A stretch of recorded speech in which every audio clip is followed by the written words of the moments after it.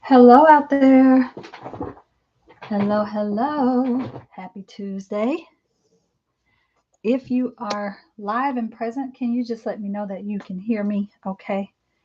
Had a little bit of a issue with my audio logging in. So I just want to make sure you can hear me. I'm also going to do a little bit of light play here.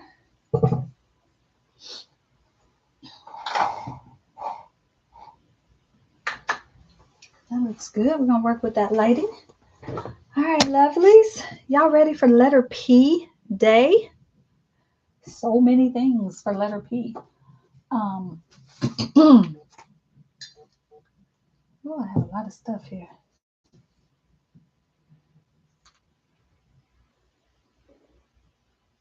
Let's see. I'm slow to start today, so give me a second.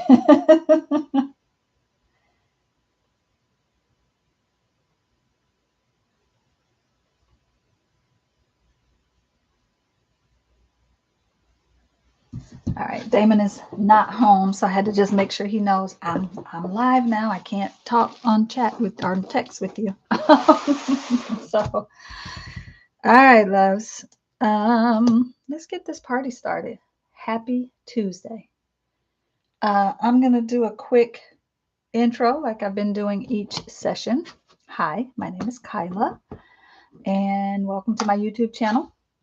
If you are new to me, please take some time to hang out, look around, see what kind of things I do in the world. I have lived a very wide life. I do a lot of things, but mostly what I do is try my very best to inspire and empower other creatives to live into their fullest, most powerful version of themselves, and the highest frequency version of themselves. So, with that said, this is my attempt at a series of vlogs for the month of April, where I am logging in every day for the month and going live here on YouTube with you all to share some of the things that are important to me, some of the things I care about, some things I like to talk about, some of the things I do in the world, because I do a lot of things and I get that question a lot. What do you do? And it's such a hard question to answer. My best answer is inspire and empower others to live into their fullest, most powerful, high vibing version of themselves. And I do that in a lot of different ways. So I am thankful and grateful for any of you who might be here live with me today. It's always fun to have folks here and know who is here and get to be in conversation with all of you.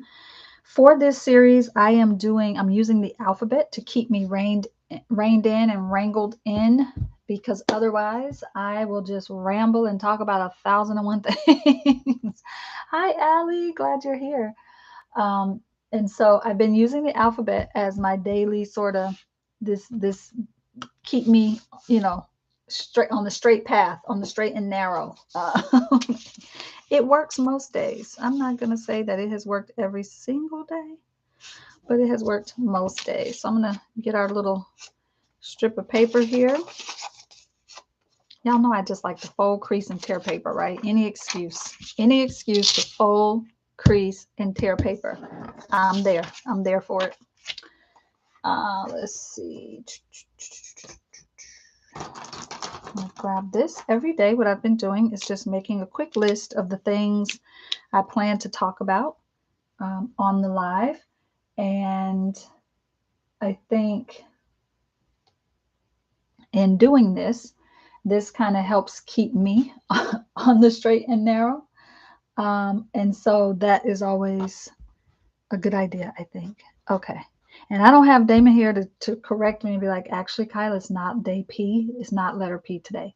But I'm pretty sure it is. Yesterday, we talked about oracle cards and one-page books. So that was an O. We talked about essential oils.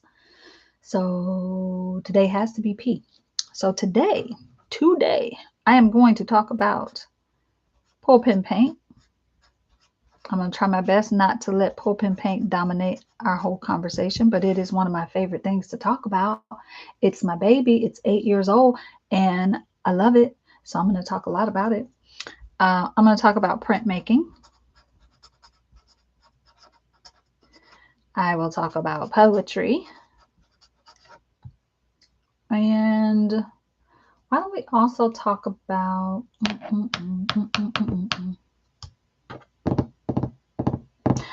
I don't know what else I put on the title, but I'm going to talk a little bit about Procreate, not from the perspective of a Procreate expert, from the perspective of someone learning Procreate. Okay, so let's just be clear. Hi, Linda. Hi, Angelisa. Hi, Deidre. Glad y'all are here. Yay, thank you, Angelisa. Paper, thank you. I have a whole stack of paper out, so I don't even know why my brain didn't register that. Paper. And then I might slide in a little something here or there around physical health. It's one of our radical intentions, and personal growth and development.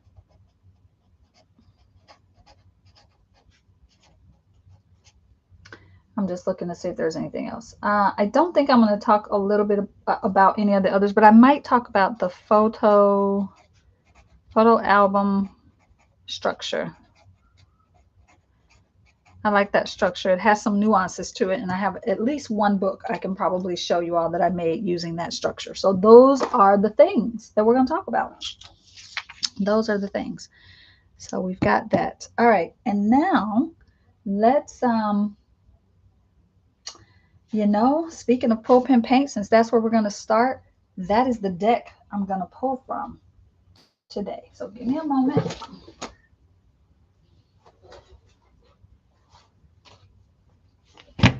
I had not planned to pull from this deck because this is actually the prototype. The real ones are hopefully there in any minute now headed to me, so that I can start shipping them out to the pull pen paint students. So I am going to, planning. Yeah, let's put it there. Hi, Meredith. Thank you, Deidre, for that. She says, I don't know how you do all the things.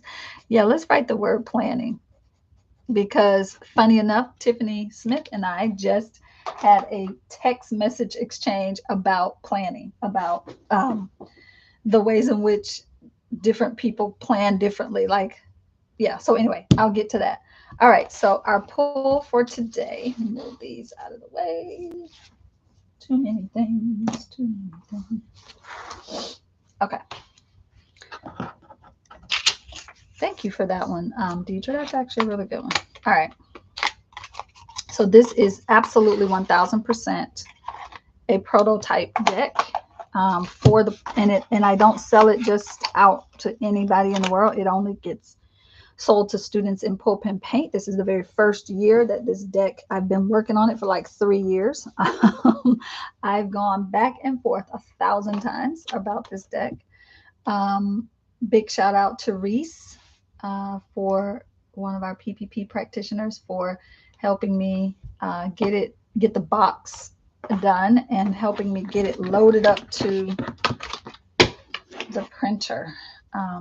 So this one is because it's the prototype, there's probably some in here that aren't going to be in the actual deck. So those of you who are here who are PPPers, don't drool over any of these cards, because some of these cards are not going to be in the final product. Okay, let's just go ahead and name that. Some of these are not, and some of the words have changed, because this was my prototype, my draft, the one that I was gonna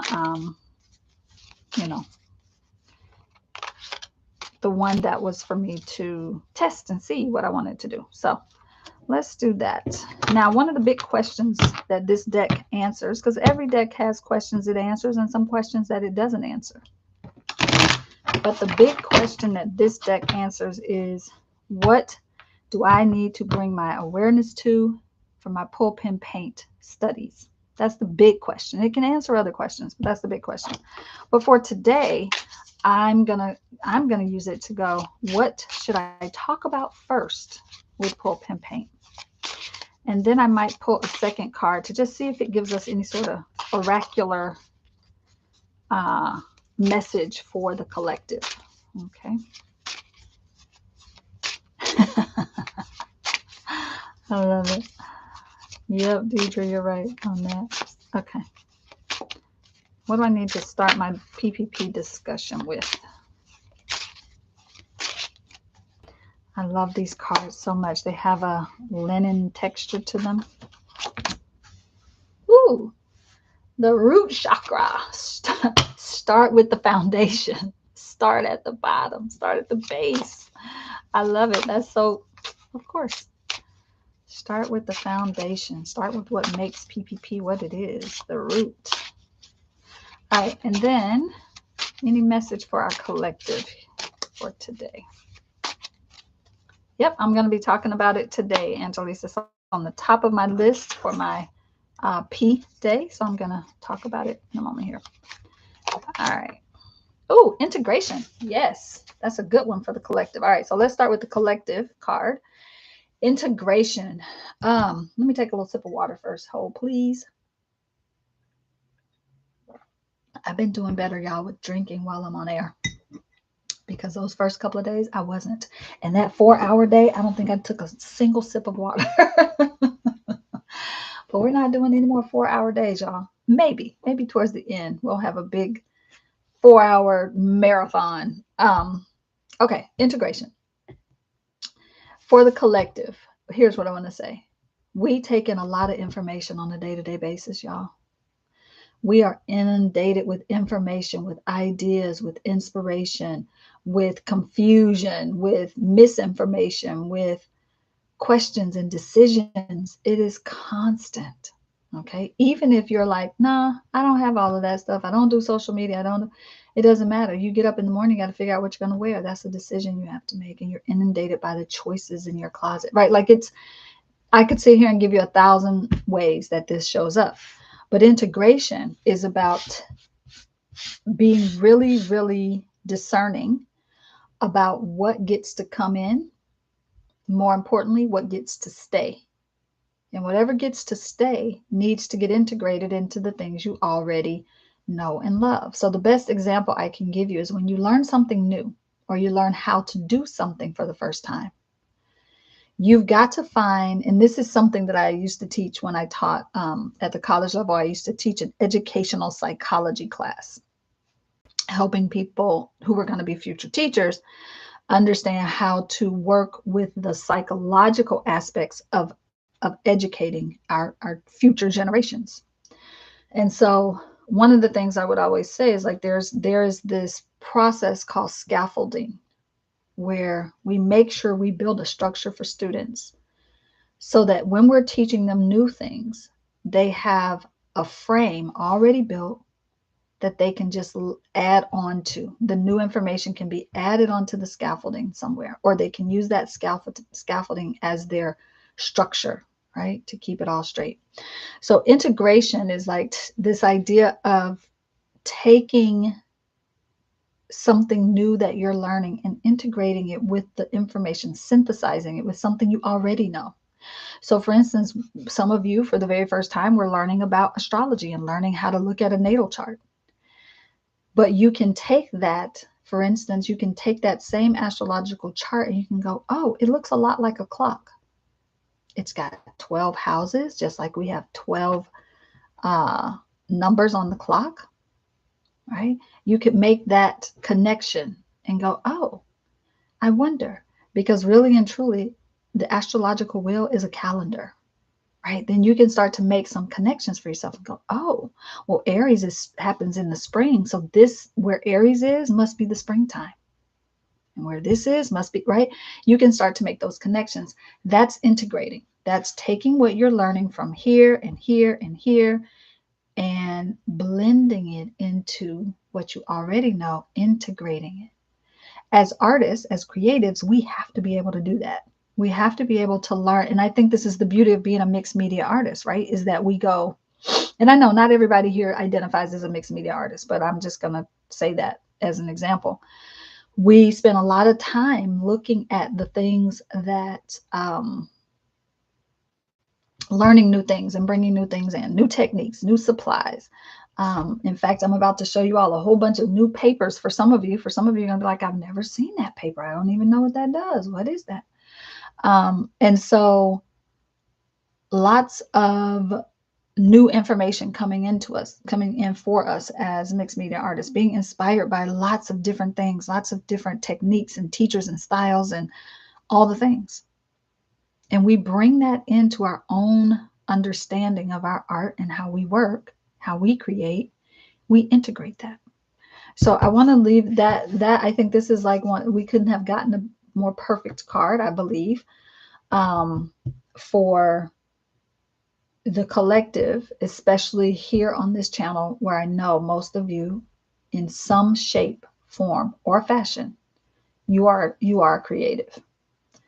Integration is your friend. It's one of the reasons why, and I'll go back to what I said about the studio notes and the field notes, and my distinction that I make between those two. Studio notes is what you keep in your studio that you kind of use to be in conversation with yourself around your creative practice. Be in conversation with the things you're creating. Asking what if and why to the things that you're creating and doing. All of that helps with integration. Your field notes is what you take out with you into the world, and you're out in the field and you're taking notes, and you come back home and you integrate that stuff in some way. Integration is your best friend as a creative. It really is. Because this is how you start to find your style and your voice as a creative, is you start to integrate. Instead of having all of these things be compartmentalized, oh, I learned this from this person and this from that person and this, and keeping them separate. When you start bringing them all together, you give them a voice that is yours. And that's really powerful. So integration. All right. I could talk about that all day, but integration in pulp and paint is also a really big thing. We teach a lot of things in pulp and paint. There are a lot of classes. There's a lot of stuff going on in there. You can't do it all, but the things that you do pick, you want to integrate them into your current understanding of the world, because at its core, pulp and paint is a class about learning. It's about self-discovery, period, point blank. It's about you stepping into the mystery, and we consider the mystery to be my story, your story, stepping into your story, learning who you are at a quantum level, at a cellular level, learning who you are, how you move through the world, how you navigate the world. So we use tools like astrology, human design, tarot, Enneagram, numerology, journaling, 12 Radical Intentions, which is a framework my husband and I created. We use creativity and art and making things. Being a sacred maker is a big part of pulp and paint. Like understanding that your hands, that's your magic. Think about it. Think about it. I made my first batch of biscuits the other night. Was that last night or the night before? I've never made biscuits by myself. I've helped my mother make biscuits in the past, but I was young and I don't remember a darn thing about it other than, Kiala, make sure you sprinkle dough on that before you put sprinkle flour down before you put that dough on and just press with your hands, and the butter has to be cold. I don't remember measurements. I don't remember the order of things. I don't remember, right? I just remember those little bits. But I made my first batch by myself. I didn't even tell my mom I was doing it. I sent her a picture when they were done. And her response was, bring me one right now. I was, Ma, it's like 9 o'clock at night. I'm not bringing you a biscuit. But all of that to say, now I'm sitting here, I'm like, where was I going with that biscuit story? Hold, please. Let me think. Let me try to backtrack myself. Where was I going with that? Oh, making things with our hands. Sacred making. Taking butter, flour, baking soda, sugar, salt, integrating all of those things into one, making all of them into one little thing. And milk. Yes, there's milk, buttermilk. If you're making buttermilk biscuits, bringing all that together into one thing, forming it, giving it form, taking those individual ingredients, giving them form, shaping them, cutting them out, putting them in a pan, and adding heat, i.e., fire. This is magic. This is what alchemy is. That's why when I say kitchen witchery, I'm like, you trying to tell me we're not working magic in the kitchen? Come on, we are working magic in the kitchen, y'all, every single time. And so that idea of making things with our hands, that's magic, y'all. We are making something from nothing, literally. So starting with the basics of pulp and paint at its core, that's what we're doing over there. It is I'm just going to say it's a year-long program, even though it's really more like 10 months. It is but you get access for a year, 12 months. But it is a program that's been running for 8 years. We're in year 8 right now. It's going to be a teen in it double digits pretty soon here. But it is exactly that. The pulling is we pull our astrological charts, we pull our tarot team, we pull our human design charts. We pull cards all the time, and we use the cards and all those other things to pin our thoughts. So the pinning is journaling, drawing, sketching, writing, anything you would use a pen to do, conjuring, whatever you want to call it. The pinning is that. It's the reflection part. It's the writing. It's the journaling. It's the integration. It is how you start to see where you are, move yourself forward. It's how you start to create a vision for yourself. All the pinning. And then the painting, because I like alliteration, I didn't want to call it pull, pen, create. I could have, but I liked alliteration, PPP. So pull, pen, paint. Paint is just the umbrella for the creative things that we do there. So we don't always paint. We do weaving, we do embroidery, we do we make books. Oh my goodness, we've done salves, and not tinctures yet. That's this year. We've done salves, making, teaching people how to make their own salves, how to make homeopathic vibrational sprays to use. We've taught all sorts of painting types, every kind of painting you can think about in terms of the painting part. But we also do other creative things, like we've had Jennifer Lucero Earl comes in and she teaches us about movement with tarot. So that creative way that we move our bodies. We've had lessons on sewing, stitching. I said weaving, but also yarn things, working with yarn. I don't know. Some of y'all here who are in PPP, you can help me out because the list is long, especially when I go back 8 years. Yep, we've done felting. Thank you, Meredith. We've done felting, a beautiful class on felting our inner critic, and then we did wet felted deck bags. Man, we've done a lot. When I think about it over the years, we really have. Art journaling, vision boarding, watercolors, acrylic paint, like you name it, we've done it. We've had it. Paper folding, origami, all sorts of things. Thank you, Meredith, for helping me out. So it is really about learning signs and symbols and systems to help you navigate this world better, to help move you closer to the life you say you want to live and the person you say you want to be, how you want to feel, right? On a day-to-day basis, but also you can look long-term, how you want to feel, how are you ordering your steps to have the life you say you want.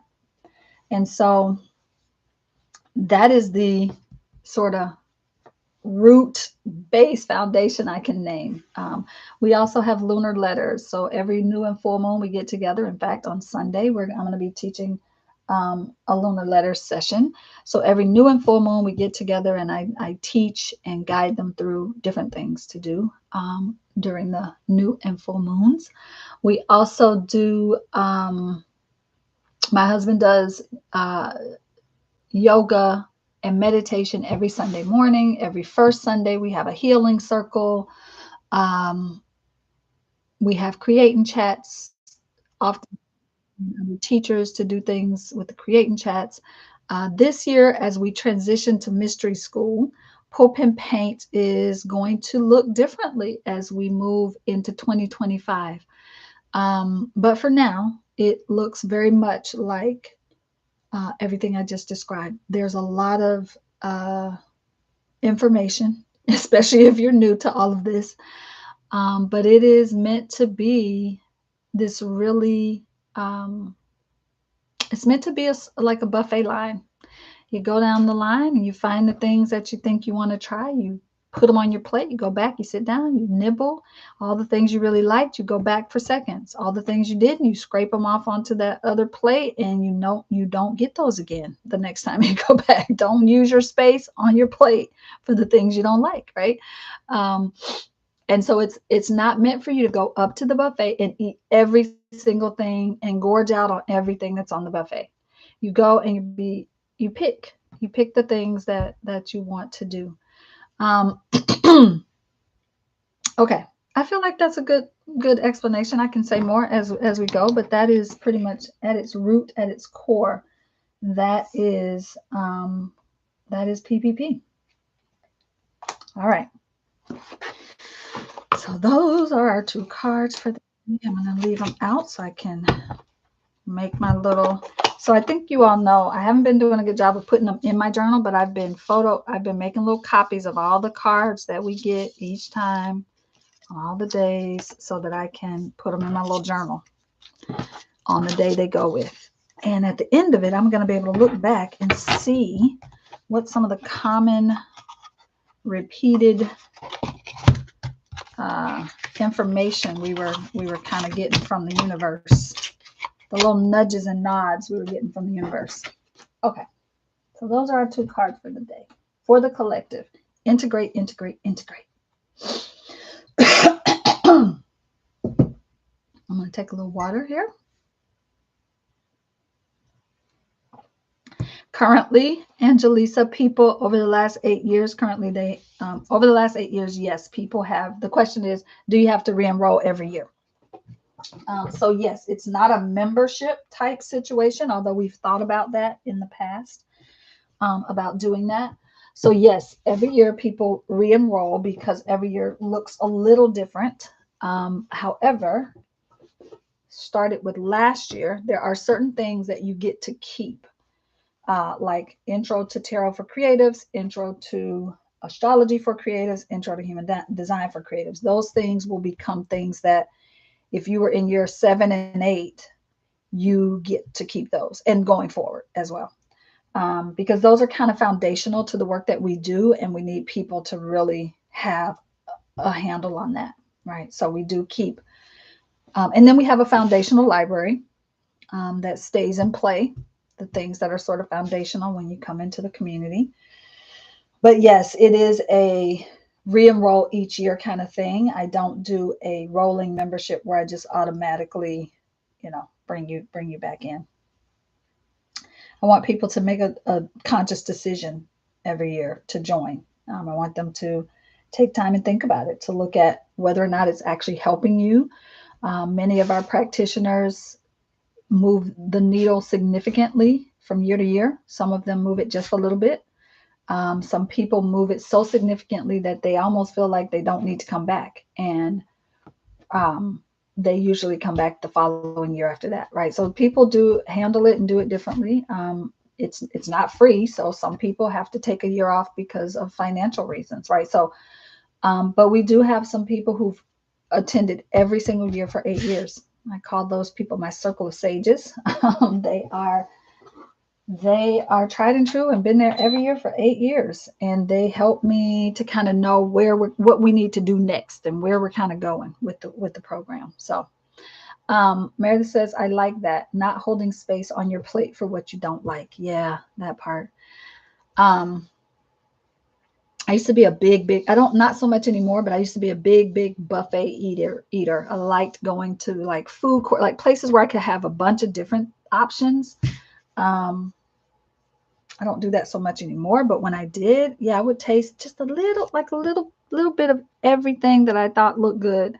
And then I'd see which ones I really like And then when I figured it out, I would go back and get a second plate that had bigger portions of the things that I really liked. So that feels like how Pulp and Paint is laid out. Very much like, here's a bunch of things, get a little bit of this, a little bit of this, a little bit of this, see which one you like, and then go back and get more of the thing you really love.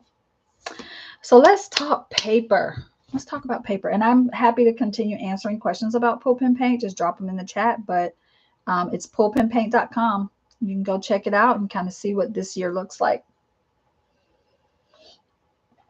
Okay. Let's talk paper. I thought I would start off. There are so many directions I could take this in when it comes to paper. I was like, okay, Kiala, how are you going to rein this in? And let me go ahead and tell you, I don't actually have a good answer for how I'm reining it in, but I'm going to try. Hi, Christy. Welcome. Hi, Christina. Yay. Glad you're here. So here's some of the things we're talking about today. I'll put them on the screen so y'all can see them. I've already talked a little bit about Pulp and Paint. I'm going to jump down here and talk about paper next. And I was just saying that in my mind, I was like, oh, I should really organize how I'm going to talk about paper. And I started trying to think about that, and I don't really have a good way to, to organize it. So here's my best attempt at organizing it. I'm going to start by talking about my favorite paper, my absolute favorite. Hold on.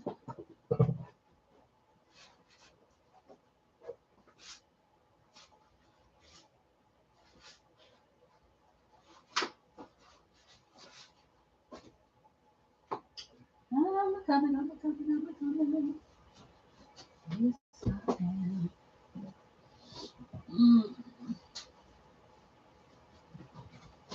Hold on, y'all.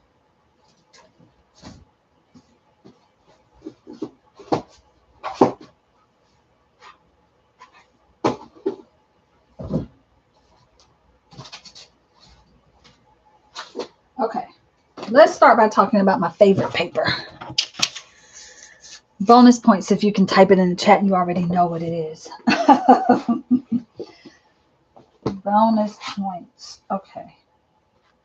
This one.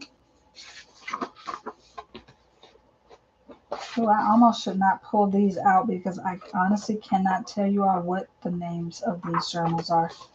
Okay. I'm going to set these to the side because if I try to show you, you won't be happy with me if I don't have names of things. Okay. I don't see anybody trying to put it in the chat. So here we go. My absolute favorite paper on the planet is Tomoe River paper. Okay. This paper is absolutely amazing. You find it a lot in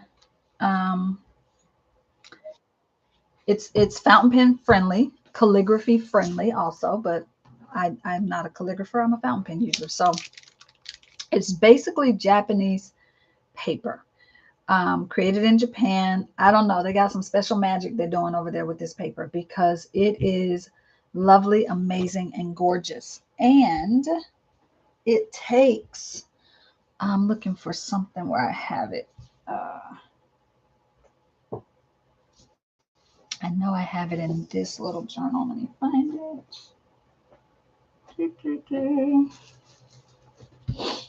I have it in this little thing here. It comes in, there are certain journals out in the world. You can buy Tomoe River journals. I like to buy it in sheets and make my own journals, obviously. But it is a very thin, lightweight paper. I'm going to show it here. So it's very thin. You can almost see my hand through there. All right. It's a very thin paper, but it is a good sturdy paper. It just loves fountain pen ink. It takes it so beautifully. Really, really lovely. In fact, all of these little journals that I showed you all that are like my little fountain pen log books, these are all Tomoe River paper. And the reason fountain pen folks, we love this paper so much is because if you have a shimmering ink, a sheening ink, and or a shading ink, any inks that do anything special, you will see it beautifully show up on Tomoe River paper. So let's see if I can demonstrate that with this. All right, this ink right here is actually, let me find a better one. But you can see the paper shows the ink qualities beautifully. That black cherry might be a good one. I was looking for one of my pens that has a really thick nib. A bold, here we go. This is good. This is my music nib. Oh, I didn't show you all my music nib. I'm gonna have to show you my music nib. All right, this particular ink is called Organics. And I'm gonna see how close I can get it. But do you see when I tilt it, how it has like a sheen on it? It's got this like shine. You see that?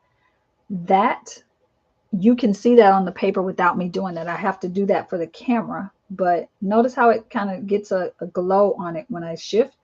That's actually how this ink looks for real. Like without having to move the paper around. When I just lay it down, I can see that in the ink. But I'm having to do it for you all. I'm having to like shift it so you can see it. So Tomoe River paper and paper like this allows you to see all the variations of the sort of spectrum that ink has in it. Let's see if I can find another one. But the paper itself, so fountain pen users, we look at certain things when we look at paper. So first of all, if you all are not aware of this, if you're new to fountain pens, try your fountain pen on different papers. Also keep in mind, a lot of papers have coating on them. This paper, Tomoe River, does not have a coating on them. And what I mean by that, when I say a coating, like if you're using regular cartridge paper from your printer, there's a coating on that paper. And so sometimes you'll be writing and you'll go, I don't know why it's skipping with my fountain pen. I don't know why it's not, the ink doesn't look right. It's not the same color that I thought it was. It's not drying right. All of that could be because you're using a paper that has coating on it, right? So not all papers are created equal. And if you want to be a or like hardcore, is this one that does? If you want to be a hardcore fountain pen user, pay attention to the papers that you're using. It makes a difference. Trust me. And you don't want paper that is, oh, this is one of my favorite inks right here. This Krishna Bronze Leaf. Let's see if I can get it to do it. I have to put my hand up here as a, all right, can you see, I don't think it's going to show, but this ink, you can kind of see it on the letter C, where it has like a little bit, like it's almost like a color shift in it, from like a bronze to a gold kind of thing. Man, this ink is, oh, there it is, even better. You can see it down here with the P. It is some yummy, luscious, right? So you're not going to get that just writing on watercolor paper necessarily. Not if you're writing, right? In fact, I don't recommend writing on watercolor paper with your fountain pens. All that bumpiness feels like it would just be a little much. So Tomoe River paper. Oh, that's where I was going to go next. If you want to be a hardcore fountain pen user, you pay attention to your paper because you don't want paper. There's what we call ghosting, and there's what we call bleed through. So you can see a little bit of a ghost of my writing on this page, right? So you will get that with Tomoe River paper, but most fountain pen users, we don't care about that. We care about what it looks like on this side of the paper. So we don't necessarily give too much, we don't get too fussy about it. Ooh, this is a good one. Let's see if it'll show the shimmer in this. All right. So this is that pen BBS ink I was telling you all about. This one is number 218. Can you see how the ink is kind of shifting and changing? Again, you're not going to really see that if you're using like I mean, you will see a little of it, just depends on the ink, but you're going to get a really beautiful, Tomoe River paper is going to give you a really beautiful version of it. And then when you start to, you can use Tomoe River paper. Let's see if I've done it here. Yeah, so I've done it on most of, this is Tomoe River paper, and here I just have, each one is kind of backed with a piece, but when you, these are watercolors, right? It does this beautiful crinkle that we all just love, that crinkliness that it does. But you can even see here the difference between this watercolor on watercolor paper versus that same color here on Tomoe River. And I don't know if you all are seeing the shimmer in that green. It is, it's nice. That's from Tracy Bautista. So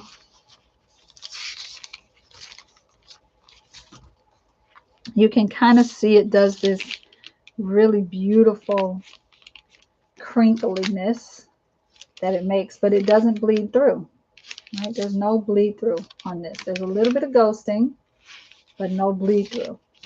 So it's a really thin paper that allows, okay, I could go on and on. There's other papers I want to talk about, but I just want to make sure that I speak on this paper because I love it so much. And I make lots of books from this paper.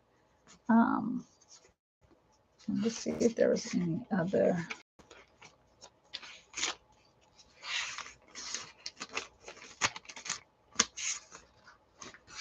I don't think so. Maybe this one. I don't even remember what ink this is, but you see how can you see the shimmer all of a sudden show up in that? That's what you get with Tomoe River paper. You can see your inks beautifully, yummily. I'm going to make that be a word. Okay. So that's Tomoe River. You can buy it in the sheets. You can get it in certain journals. In fact, those of you who use Hobonichis, that's Tomoe River paper. Well, let me say this. It was Tomoe River paper up until maybe about 4 years ago. I think it still is, but I also know that people were talking about how Tomoe River, the company that makes this paper, sold the company or changed ownership or something. And some people feel like it's different now because of that. I feel like I'm still getting the same quality.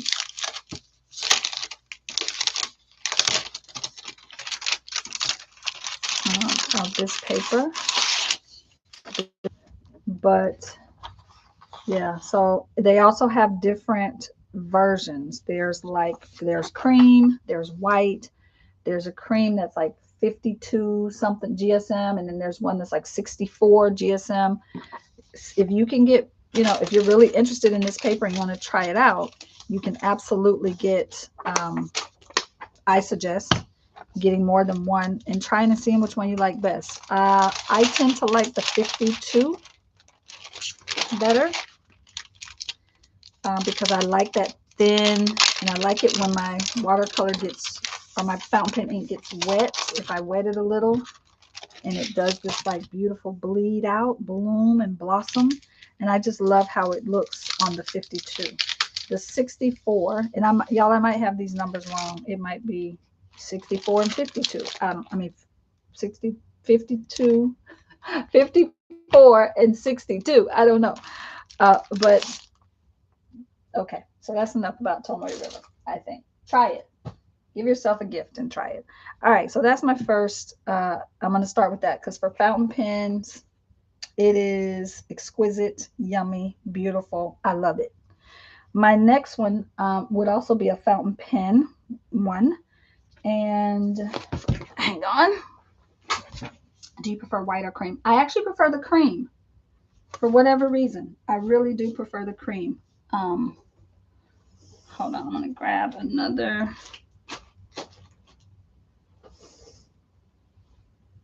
Oh, that's weird. Hold on. I feel like for whatever reason, the cream makes me feel like I'm using sort of a antique-y, old, vintage kind of paper. I don't know why. It makes no sense, but that's what my mind thinks.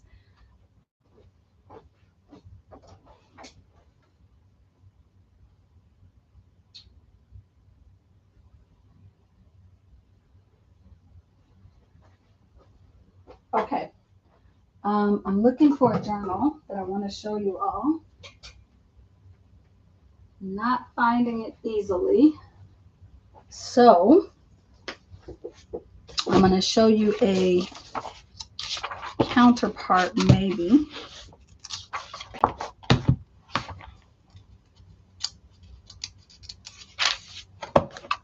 Nope, it's none of those. Okay, I don't have the journal here, but the next paper that I love as a fountain pen user is onion skin paper. And I do believe I have some loose sheets of onion skin somewhere.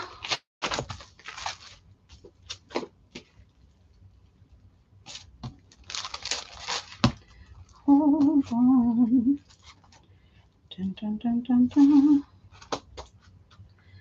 Also, I don't have any of it here. I have some probably really buried in a bin in there. So onion skin paper, really, I know some people are like, oh, that's like tracing paper. It's really not. And this is one version of onion skin paper. But it is really translucent, very thin. I have a whole journal. There's a company called Onion Skin Journal. You can Google that. They make journals with onion skin paper. Their onion skin paper, though, is super thin. Like it is. That's why I was looking for the journal. I have one of their journals, and I was looking for it because I wanted to show you that one specifically because I wanted you to see how that paper is not like tracing paper, but this is an onion skin paper from a different company. If you ever come across and get your hands on what is called airmail paper, AIRMAIL, airmail, okay, get yourself some of it and thank me later. It is the most yummy, crinkly. If you've ever taken an in-person workshop with me, I have a stash of it that I hoard, and I always give a few pieces to people taking in-person like art journaling, bookbinding workshops with me, because onion skin paper is glorious. It's not as yummy as Tomoe River, but it is a really yummy paper. So I'm gonna do. Why don't we do a little writing sample on this onion skin? Is this the one with ink? I can't remember which of these has ink. Yes, this one does.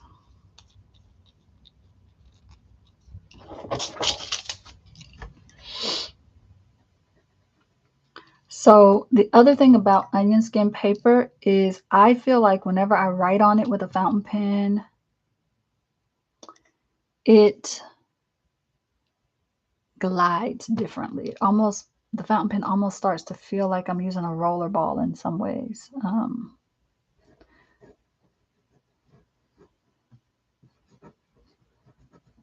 And it just takes the ink beautifully, and the ink shines differently.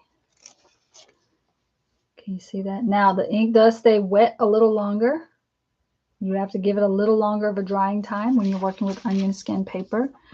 But again, it also, now this would be an example of a very strong ghosting. So it's the kind of thing that you're only going to work on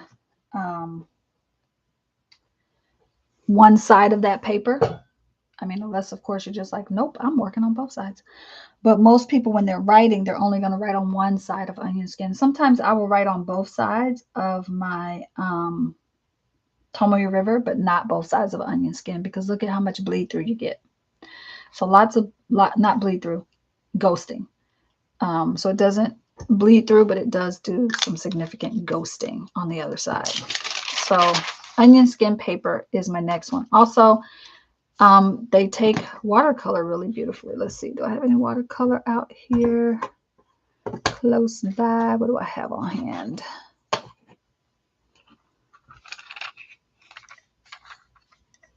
I'm sure there's some watercolors in this thing. Yep, ocean paper.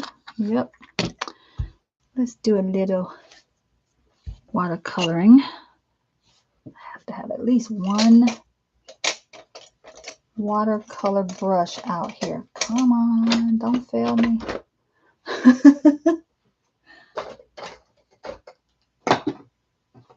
Do I?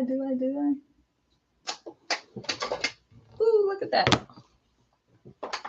See the beauty of having all the things out all the time.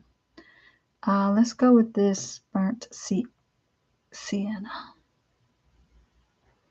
Just gonna squeeze that and see if I can't get a little water to come out.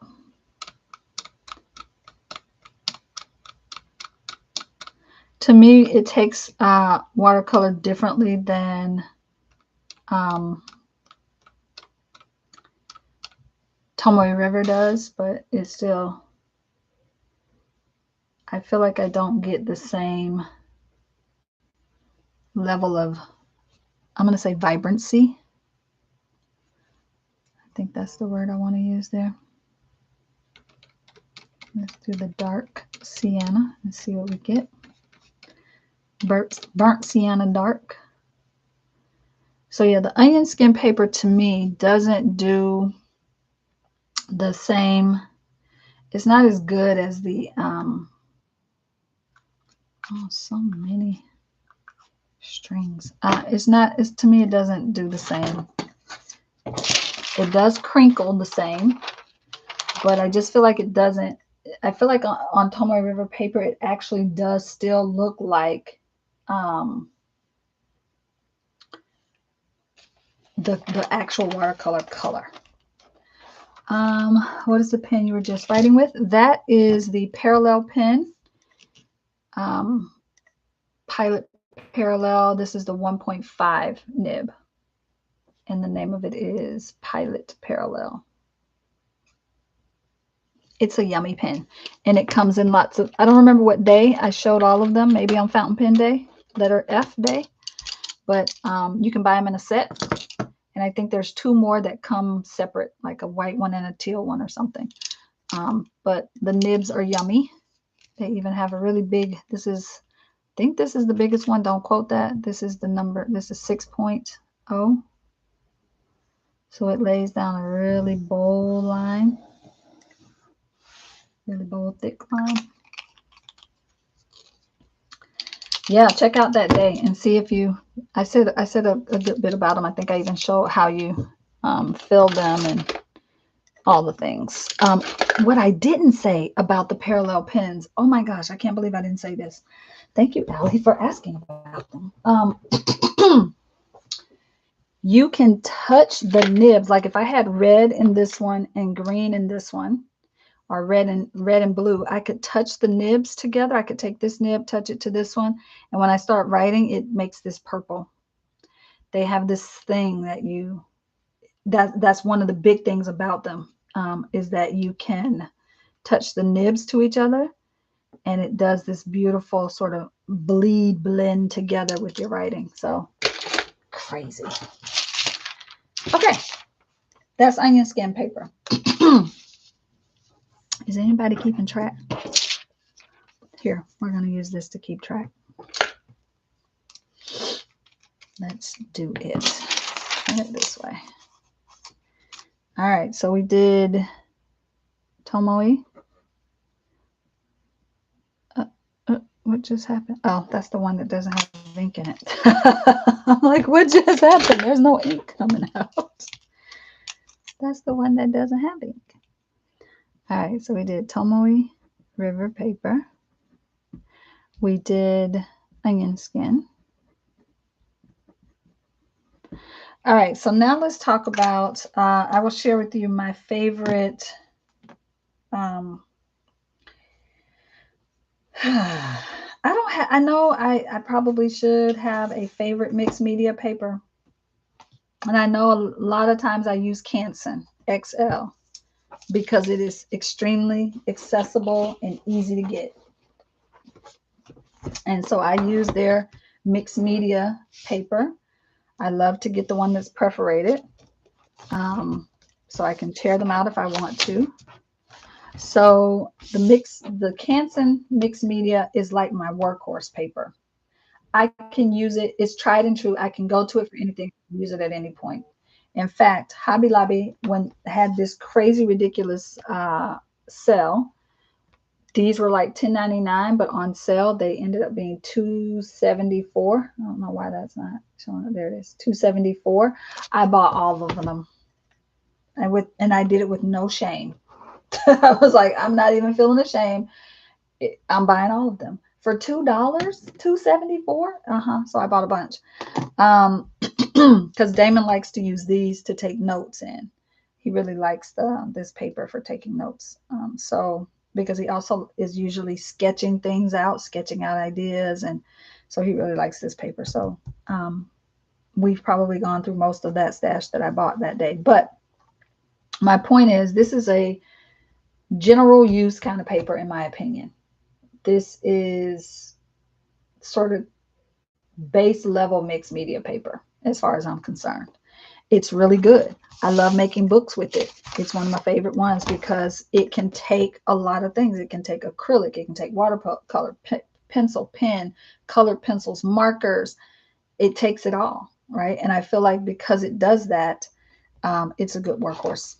So Canson XL mixed media.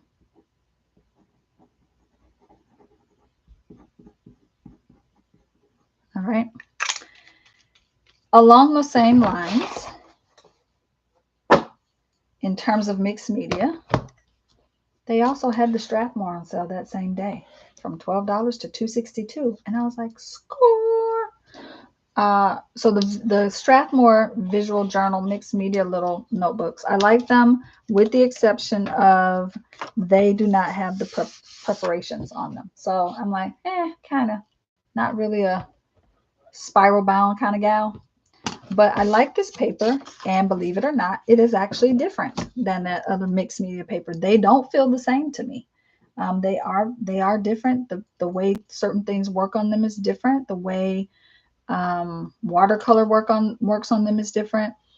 I don't know if Canson calls theirs 100% cotton, but Strathmore does, and I think that actually makes a difference. It has cotton paper behaves differently than paper that has a lot of other synthetic type stuff in it. So that's my next one, the Strathmore mixed media paper. The thing I noticed though here in the US, Strathmore is more expensive than Canson. So I usually opt for the Canson. Keeping in line with mixed media papers, I really love Arteza, this Arteza paper. Now, let me tell you what I love to do with this paper more than anything. I don't necessarily like using it for everything, but if you are doing any kind of eco dyeing or you need to get the paper super wet, this is your paper, okay? It takes everything you throw at it. It also has the perforated edges. But I love it because coffee, like when I do coffee staining or tea staining with paper, this paper always looks the best at the end. It takes that stuff the best. So that's Arteza.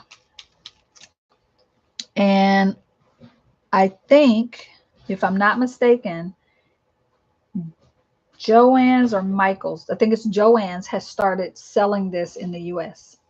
But what I will say, it's like double what you get on price wise. It's more.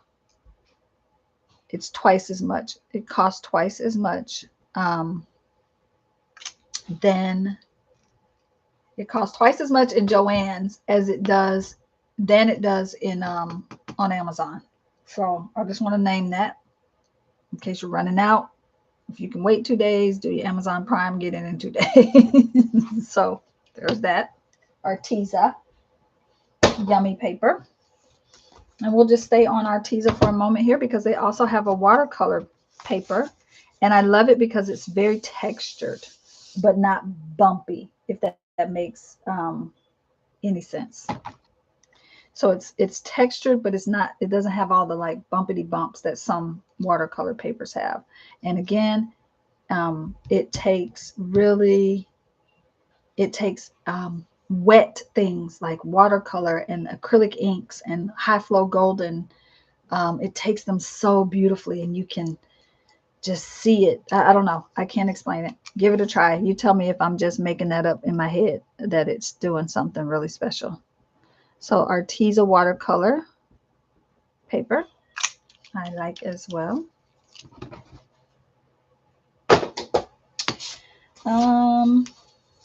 What else? Let's see. I like this Grumbacher, and I might not be saying that right, but they have this mixed media paper. And what I really love about it, this is crazy. What I love about this pad is it acts like a ring bound system, like the disc bound, where you can take these out and then they just pop right back in. Right, so you can take it out, work on the sheet. Uh-oh, sorry, y'all aren't seeing that. So you can take these out. Got to look past my hand. You can take these out, and then they just pop right back in, kind of like if you were using a Circa or a disc-bound system. And I love that about this. So that's the Grumbacher. And it's not that the paper is all that like, I mean, it's great paper. It feels a little textured on one side, pretty smooth on the other, but it's a really great paper.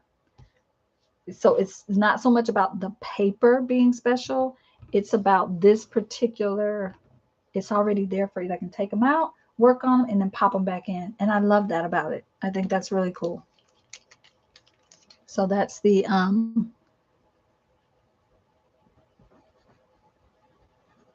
Grumbacher mixed media. They call it the in and out pages. In and out pages. Okay. All right. Yes, I am just throwing these onto the floor. Thank you for asking. This is something a little different, but I wanted to share it because I like these a lot, and I found 3 of them. I bought all 3, and I haven't been able to find them since. But these are actually not paper. They are paper, but they're paper that has been tightly packed into art boards. And this is by Canson. They call it their plein air mixed media art boards. And what I love about it, I'm going to see if I can keep this in the focus so that it doesn't go blurry. They're thick. They are like super thick. And you take them out of this thing. This thing goes blurry every chance it gets. You take them off of this and work with them. And what I love about it is I can paint on them and then do watercolor, marker, all sorts of things. They take everything. It also says they're erasable, which is interesting. I've not tried to erase them, so I don't know anything about that. But they're very rigid, very sturdy, and they become book boards for me. So I can paint all over them without worrying about them warping and doing all of that because they're designed to take wet media so they don't warp as easily as, say, book board would warp. They hold their shape, and then I can either cut them in half and use one side, and make my hardcover journals, or use 2 of these really big and make a large journal. And so the Canson plein air mixed media art boards are on my list because I just think they're lovely, and I don't hear people talking about them a lot. So the art boards. All right, moving along here, moving along. Canvas paper is next. And I have 3 different canvas papers that I love, all for different reasons. Or 4, sorry. There's a 4th one. This 4th one, oh no, it's the same one. It's just a different size. Okay. So this is actually, believe it or not, I got this at like Five Below. I don't know if y'all have Five Below in your area.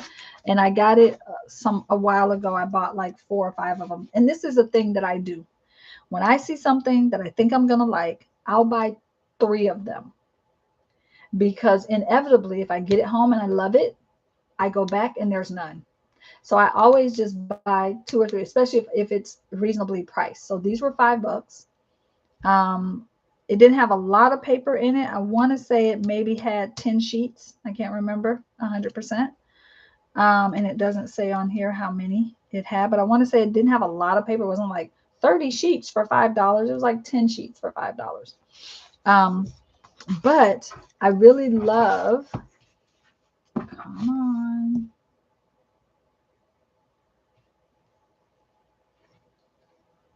Seems to focus on my hand better. Oh my gosh, come on, camera. So annoyed by that. So what I love about this one is how it's canvas colored on one side and almost like pre-gessoed on this side.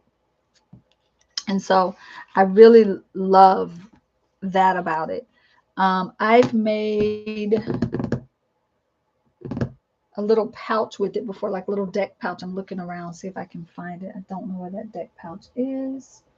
So I really love it for things like that, because then you can use it almost like fabric, right? So this one, and it's just I have a feeling this is an off-brand Superior canvas pad. So that was a pretty basic, maybe there were more like 20 sheets in here, but yeah, so I deconstructed it because that's what I do sometimes. So I'm just going to put in general. I'm not really brand specific, so I'm just going to put canvas paper on this list. This, now I will say, if I could only have one canvas paper, it would be this brand, this Frederick's brand. Canvas paper, really yummy, really, really yummy. And it is very similar to that one, except it, you know, it tears out of the pad instead of having a ring bound. But it's kind of pre-gessoed on one side, and then kind of canvas covered on the other. So canvas paper, this Frederick's brand, I really like a lot.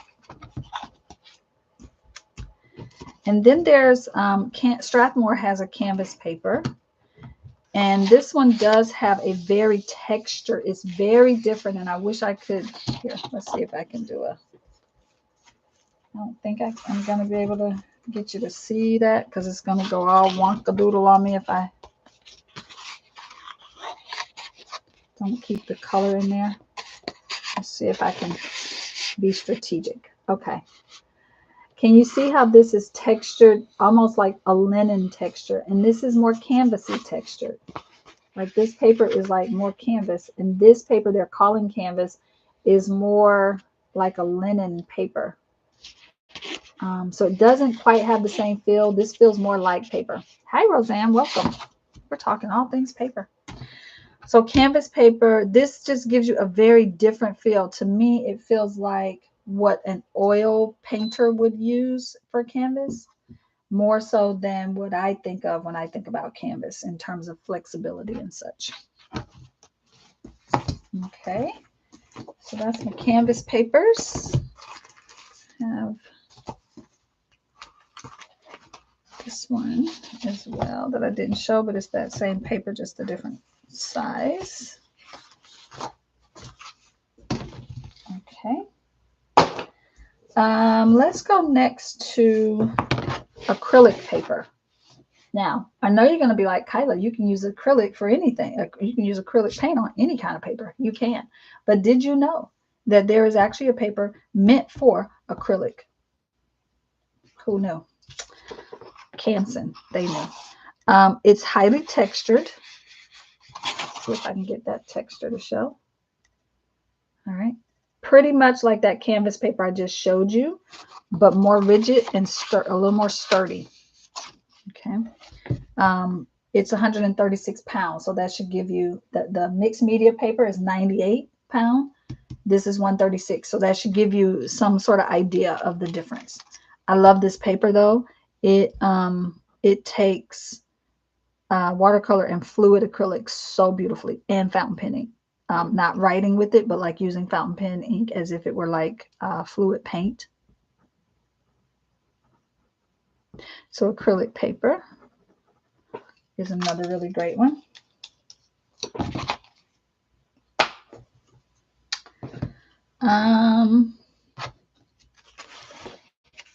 Yupo paper. Yupo. In fact, I think I have something. I thought I had taken out something I did with on Yupo paper.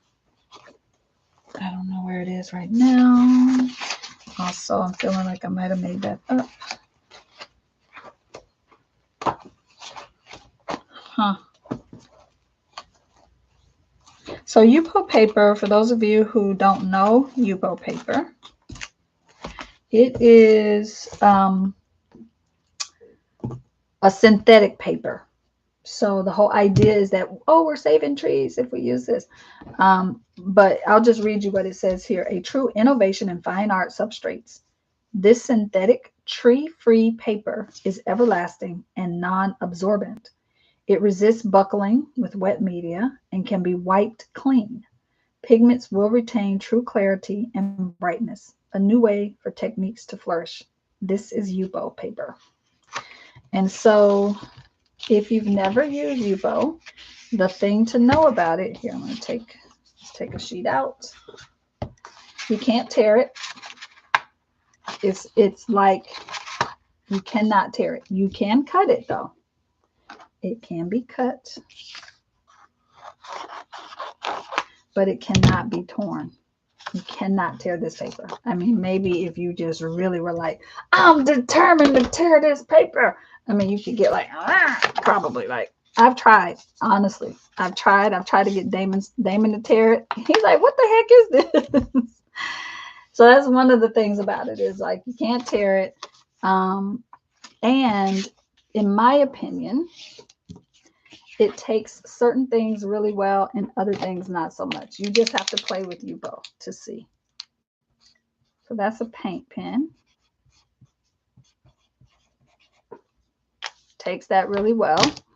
Let's bring some of our watercolor back.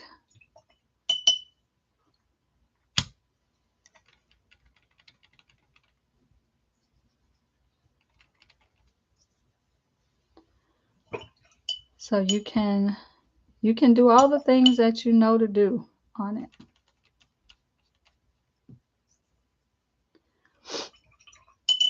There's not anything that it takes alcohol inks really beautifully. Let's see.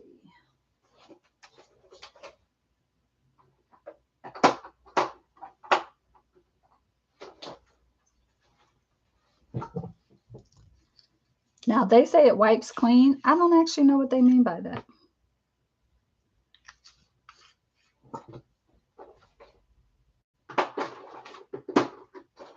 I have no idea what they mean by you can wipe it clean.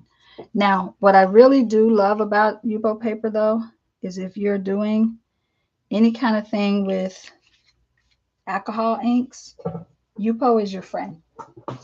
It's your friend.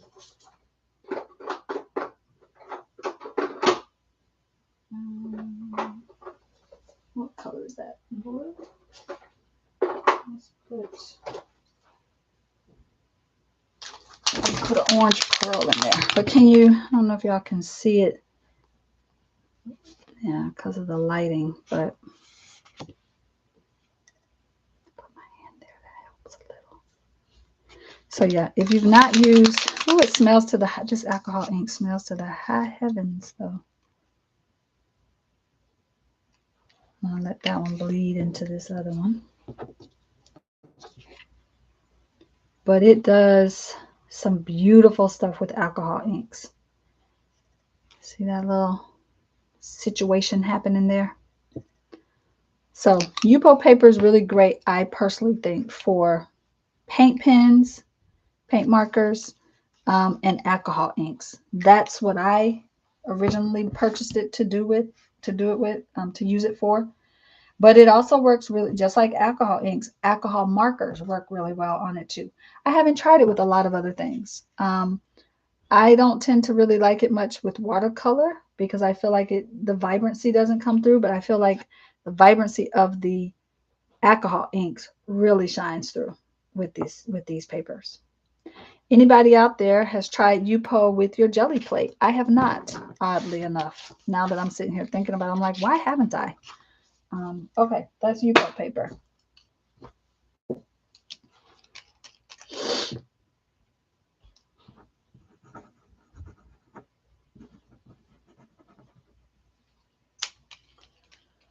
All right, let's move on to sulfite paper.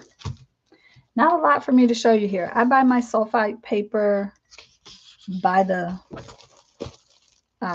ream, I guess, technically. And I want to say this probably came with like 200 sheets or so. But sulfite paper, another really good this company that I got this from, I don't even remember the name of them. But the company that I really like for sulfite paper is True-Ray or Pecan. That's not how you say it. Pacon, Pacon, or True-Ray, Tru-Ray. This brand is a brand I was trying because where did I see this? I went to a store that specializes in calligraphy things, and they had this sulfite paper. Oh wait, here's the name. Oh no, it just says white sulfide drawing paper. Oh, I got this from Blick. White sulfite drawing paper, and it was 100 sheets in it. And I got that from Blick. And this paper is so yummy. It's basically, okay, let's talk about what sulfate paper is. Basically, sulfate paper is white sulfate paper. It is construction paper, basically. It's a fancy construction paper. But you know how construction paper that we used as a kid would have like the fuzzies on it? It doesn't have the fuzzies. It's not fuzzy. But it is so beautiful for tea staining, coffee staining, doing any kind of mixed media type stuff where you want things to blend together and like it just, there's something really yummy about it. So sulfite paper. Coffee filters are paper and I love them. I love the natural colored ones the best, but look at how this takes, that's tea. Maybe it's coffee. I don't know. It's either tea or coffee. But look at the yumminess of that. I just think that it takes that so beautifully. And then this can become stuff that you use in collage, or I like to just fold them into my journals and stitch them in just like that. Then I have like this little, I always like to put them in the middle center fold, and then I end up with this circular paper to play with. Also, for those of you in the astrology that are going to be doing the astrology immersion with me in Pulp and Paint, I'm going to be suggesting that you get yourself some coffee filters because you just flatten them out and you basically have circles already made for yourself, already made for you. Yeah. Okay. So coffee filters are another. Okay. I didn't put sulfite paper on the list. Let's add that. Sulfite paper and coffee filters. I love jelly plate printing on coffee filters. Holy smokes, I love it so much. All right. Tissue paper and deli paper I'm not going to show, but I'm just going to put them on the list. Deli paper. My favorite brand is, hold on, let me look down here.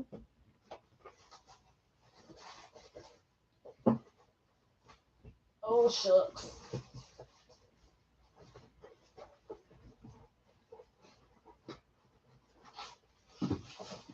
Ay, caramba. Everything's falling. All right, my favorite brand of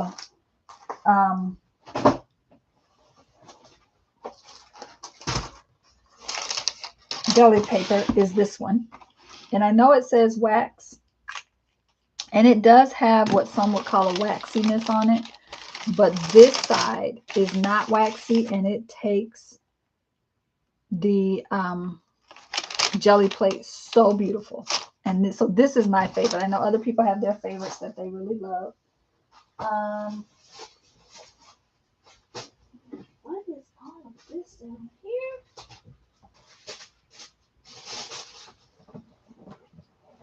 And then I know some of you probably, maybe,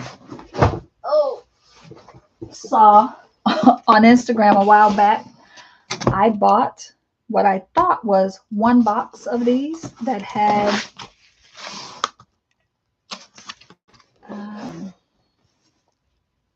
1,000 sheets in it. Okay, so one box comes with 1,000 sheets. When I got this in the mail, there were 10 of these. So I somehow ended up with 10,000 10,000 of these. However, I love them a lot and I'm okay with it because I give them to people in workshops. And what I'll say is this is the ultimate tissue paper to me. This is like the ultimate deli paper, actually, because it's not waxy on either side. It's very see-through. It's very thin, but sturdy. Jelly plate printing on this is like amazing. The other thing that I love doing with this particular tissue paper, this whole piece is all torn up. We love it anyway. Is I love to take my more. Hi, babe. Welcome back. Welcome home. Just in case, I don't know if you bought salmon for dinner, but if you did, make sure it's not in the freezer because I'm going to use it tonight. I'm going to cook it tonight. Okay, so. Oh, come on. Don't fail me. Okay. So I'm going to do a little. I probably won't be able to show you fully, but we'll do a few experiments on it. That's the Payne's Gray that I keep in that little container. It's not liquefied in any way. This that I'm shaking feverishly is golden yellow oxide paint with some airbrush fluid in it to make it liquidy. Oh, let's hope it still comes out.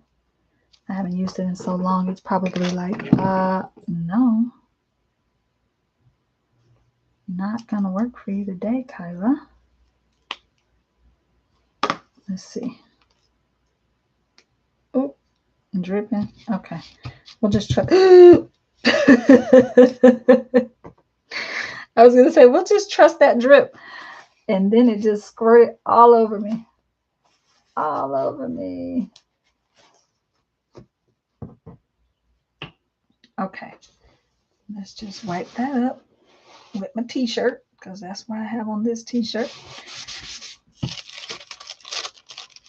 So what I like to do is take a few sheets, stack them on top of each other.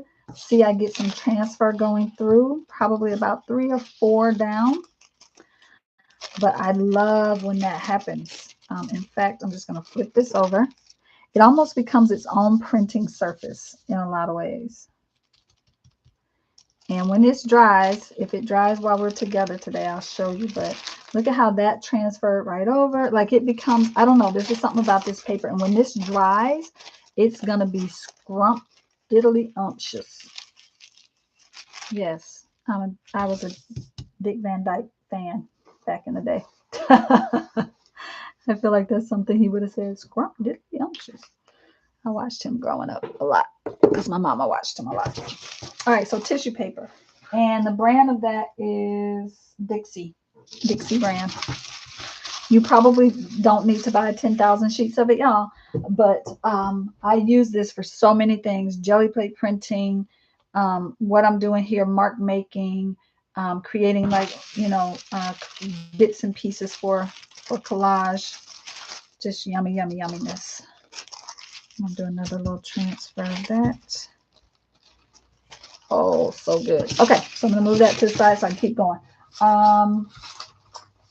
Now, you may not be able to find this easily.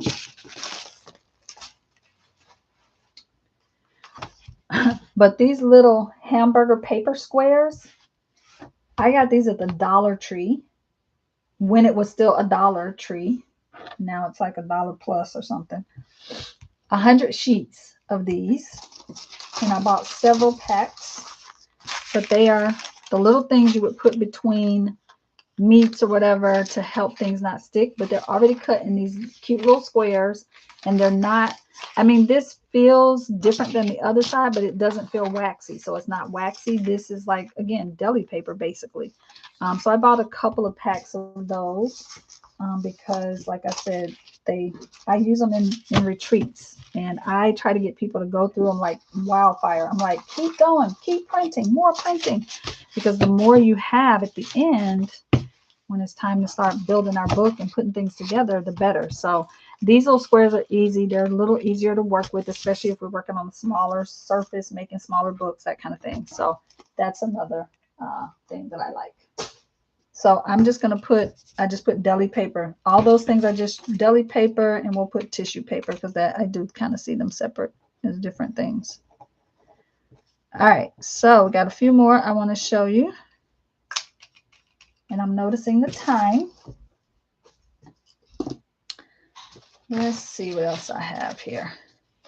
I am a sucker for blueprint paper, y'all, for blueprints. So a couple of years ago, Damon and I went to Canton, Texas with Tiffany and her husband, Josh.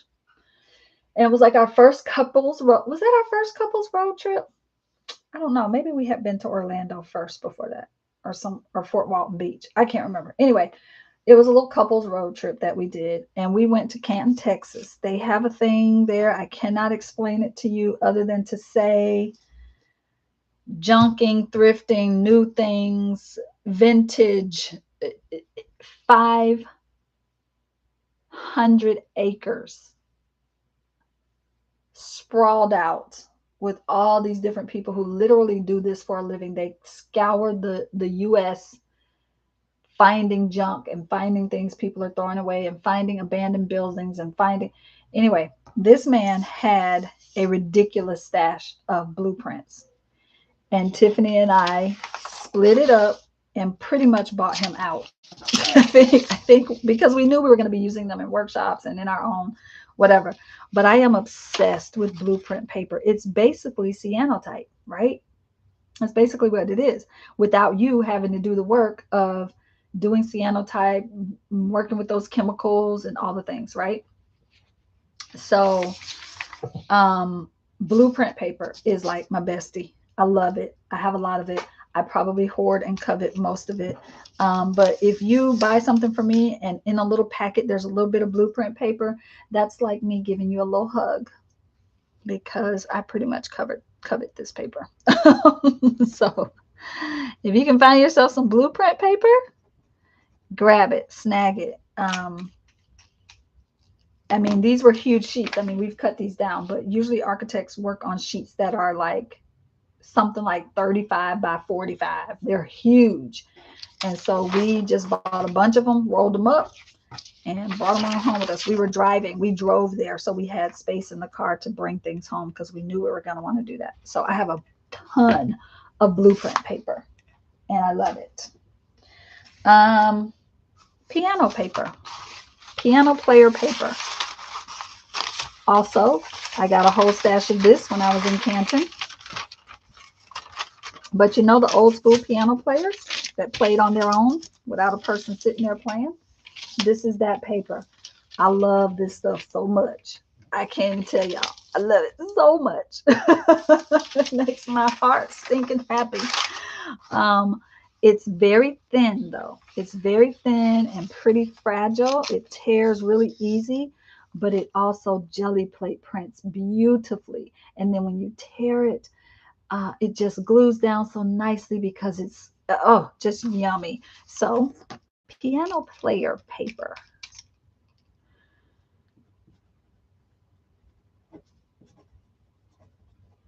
Piano paper is another good one.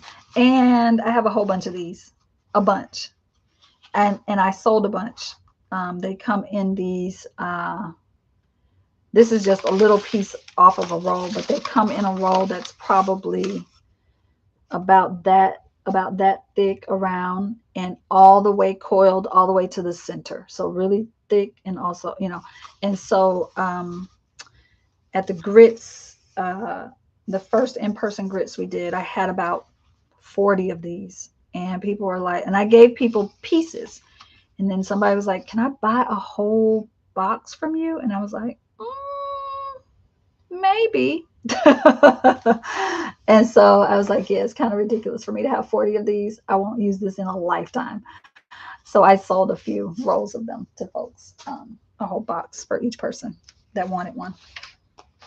Okay, I don't know why, but can we normalize working on ruled old school paper? This stuff jelly plate prints so beautifully, y'all. The same old paper we used as kids in our Trapper Keepers and our 3-ring binders, these print so beautifully.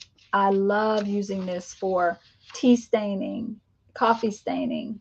I love jelly plate printing on them, using them to roll off my brayer when I'm working on other things because they tear so beautifully. They're just really yummy for printmaking. So don't discount your regular old school ruled paper.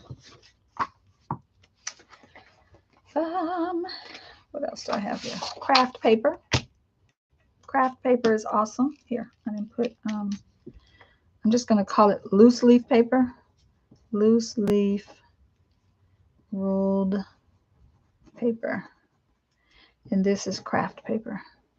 Any kind of craft paper, any texture, like I really love this because this one is a thicker one and I can use it for, it really wants to bend this way. So I like to tear it in half and fold in this direction because that's the direction it really wants to fold in. It doesn't really want to bend this way. Come on, catch up to yourself. Apparently it only likes my right hand. I don't know. So weirdo. Come on.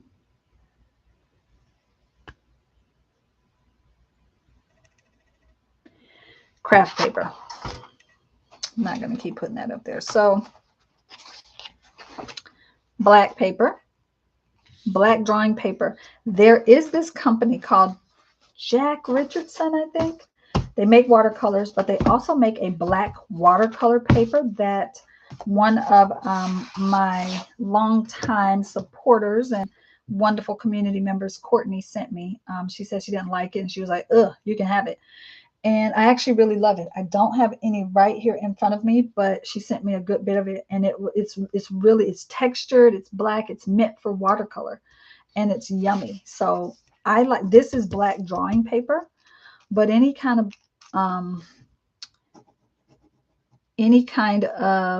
black paper. So black drawing paper or watercolor paper, if you can find it. And that brand that Courtney sent me is Jack, like I said, Jack Richardson or Richardson or something like that. Sure, if you Google black watercolor paper, they will come up.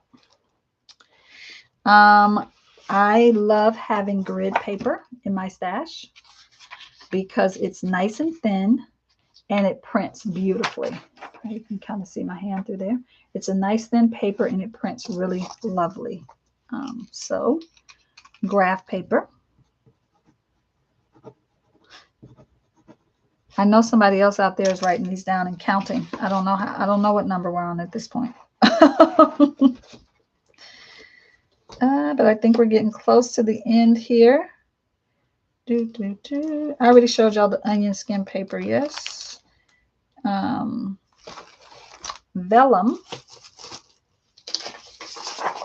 Vellum is, to me, thick onion skin paper. But I don't really know how to describe what I like to print on it. What I really love to do with vellum is emboss on it. It takes embossing so beautifully.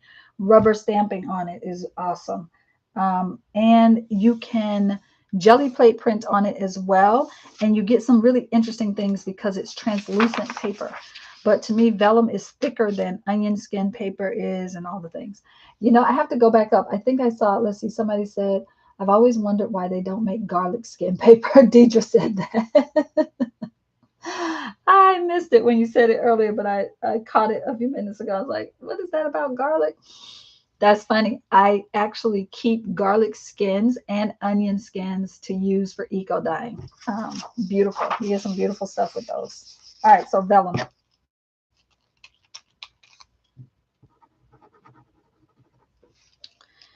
Okay. Last but not least, I'm looking around. I think I've shown you most of the papers I've intended to show you. Let me just look. These are all repeats of what I've already shown you. Obviously, I mean, I could definitely say scrapbook papers, right? Like I could just name that scrapbook papers. Also, go ahead and get yourself some Heat and Bond easy print iron-on adhesive paper. This just happened to be in this stash. I did not intend to share this, but this is really good if you're transferring onto fabric. So really good for that.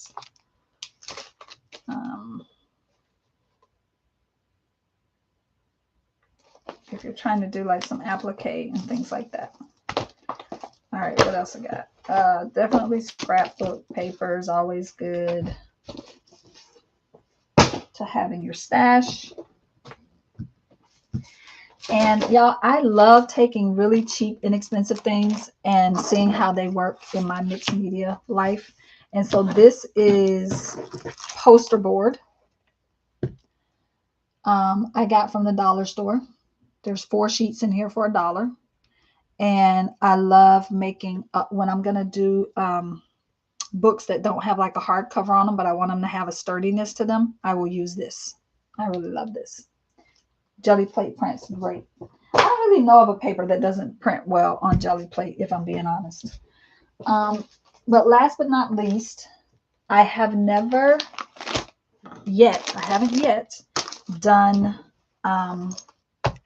handmade paper on the jelly plate print. So I don't know. That might be something that I'm like, let's see. We're going to add scrapbook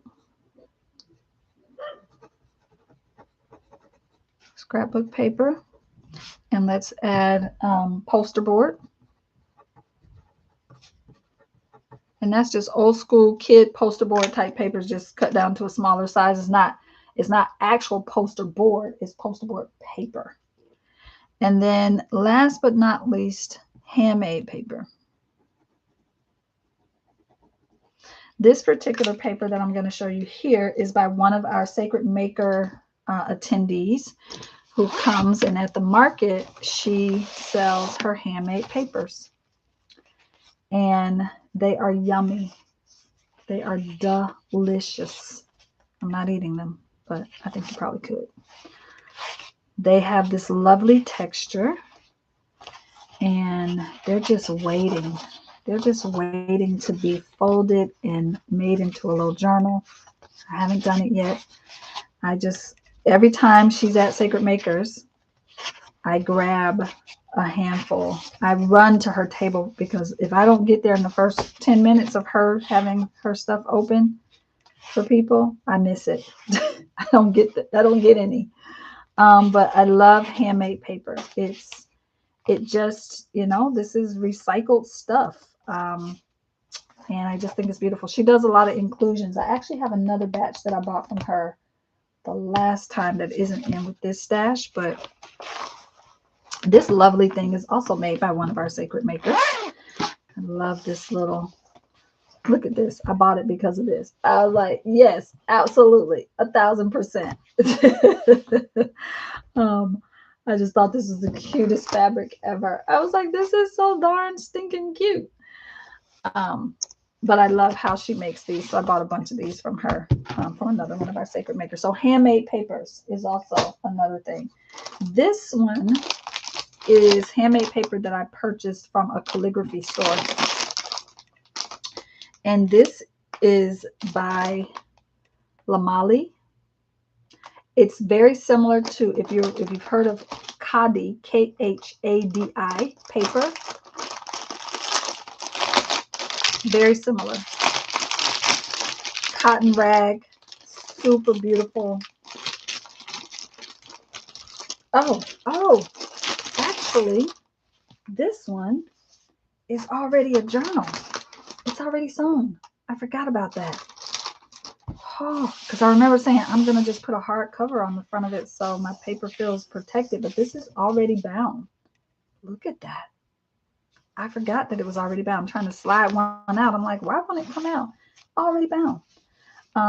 Those of you who read French, take a little screenshot. Take a screenshot for yourself here, because that's all in French, I think. I don't, yep, because I see La Mali Paris. So I don't know what that says. So take a little screenshot for yourself if you want to read that. But again, I got this from a calligraphy store. And this paper, I can't even explain how this feels. It feels like,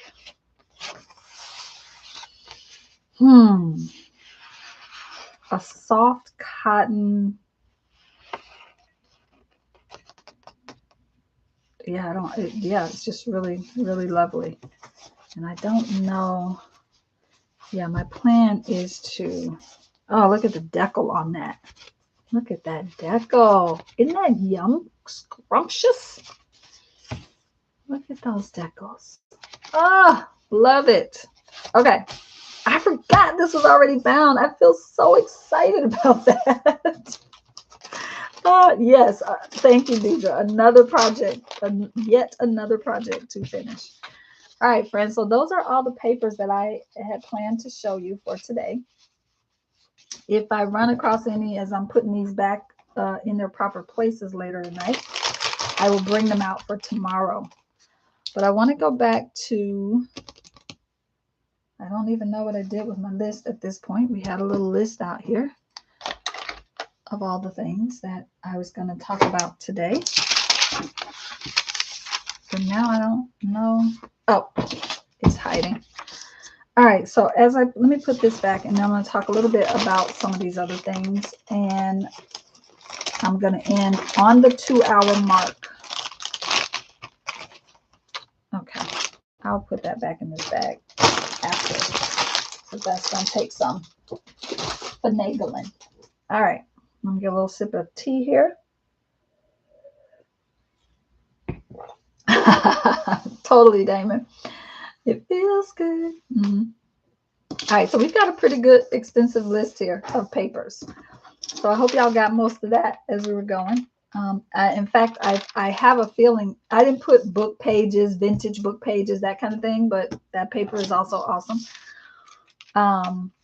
But I have a feeling many of you have pretty much the same papers I have in your stash. So there's that.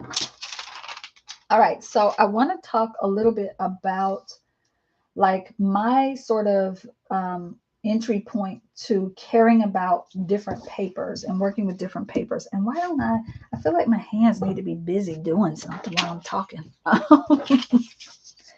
What can I be working on? I got so many things. I'm going to go back to this. I'll work on this while I talk, just so I have something to be doing. This was the book we made yesterday during one page books. So I feel like, yeah, I'm going to do it like this. I feel like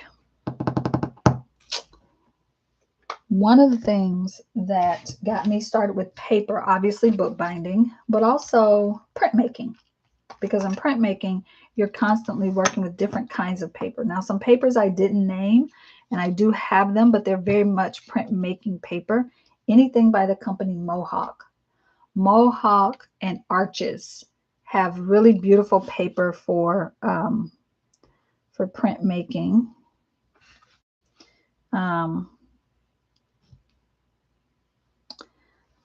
And often called text weight paper. But they also have, one of my favorites is Mohawk Superfine. That paper is scrumptiously It's so awesome. It's really beautiful. So this is going to be for the sketchy Lenormand. So printmaking is what got me into my whole love of paper. And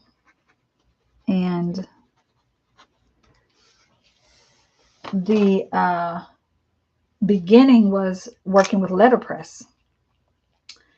And letterpress printing is finicky and has its own sort of thing. But between letterpress and we learned how to do engraving and lithography, we learned how to do etching and screen printing in the printmaking workshops and classes that I took in my MFA. We printed on all sorts of kinds of paper. Like you name a paper, we printed on it. We printed on fabrics.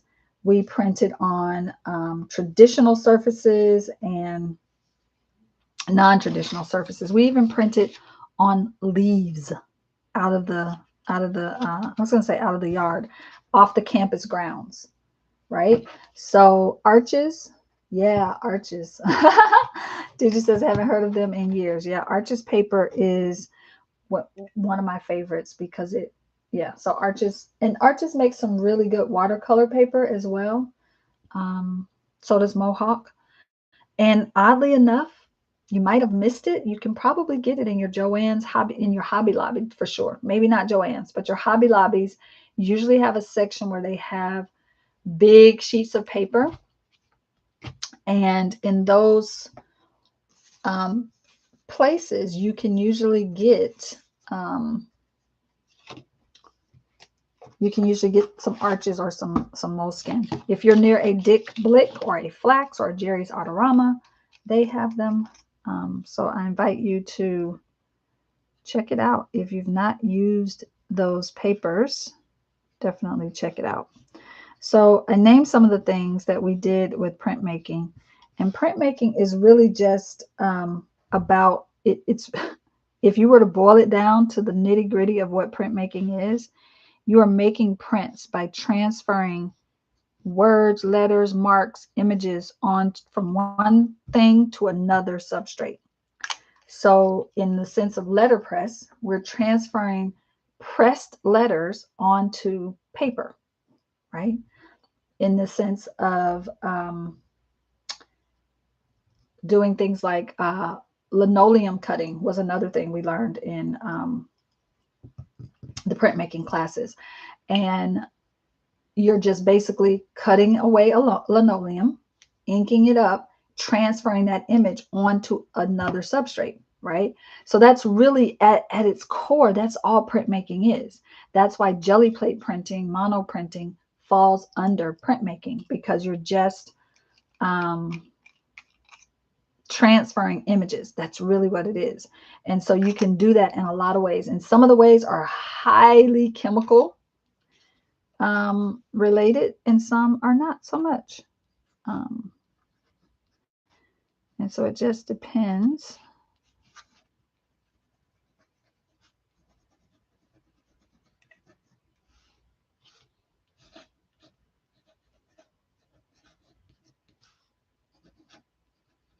It just depends on,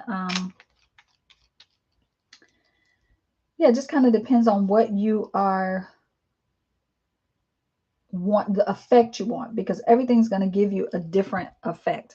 Some things are going to be like stenciling is a form of printmaking, using stencils, because you're transferring an image onto something else using a stencil, right? So just think printmaking, think transferring images. That's really what it is. That's really all it is. And so you can do things that are like relief printing. We learned a lot about relief printing, which is just like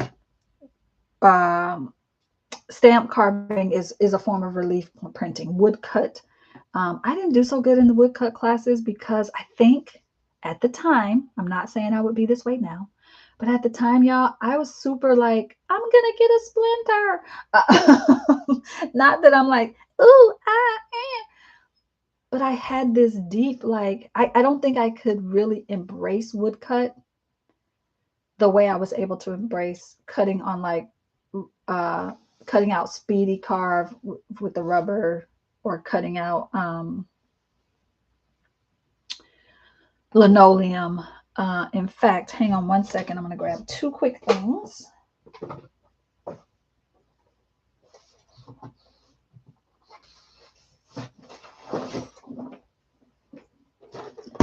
One.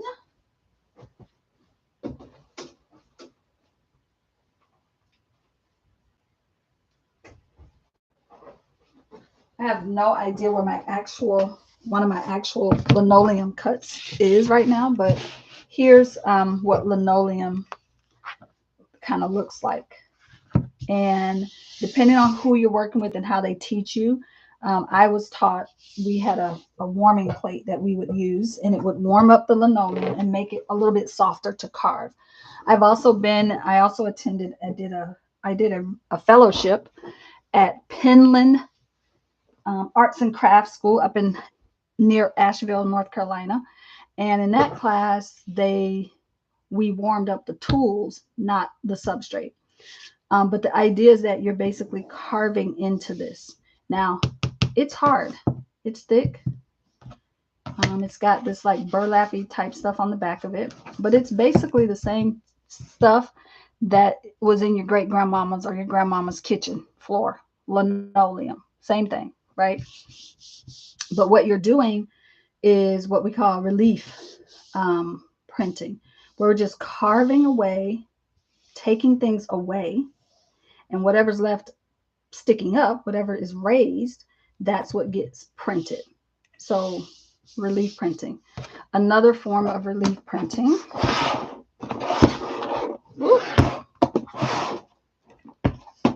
is stamp carving. And right, it's the idea that I'm carving away certain parts and leaving other pieces up, and what's left raised is what's going to print. And I know many of you already know this, but I'm sharing it anyway because some people may not. So you carve away what you don't want to show, and you leave what you do, and you end up with what we call relief printing. Right?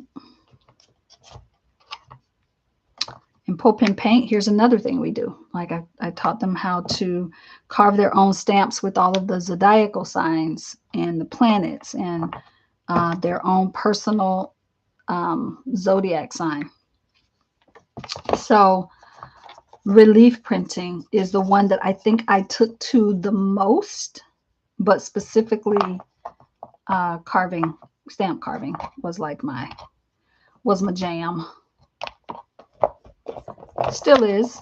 A lot of I don't know where my newest ones are, but a lot of these are my newer ones. Like I think I did these this year or December during Julie Faye-Fan Balzer does a Carve December.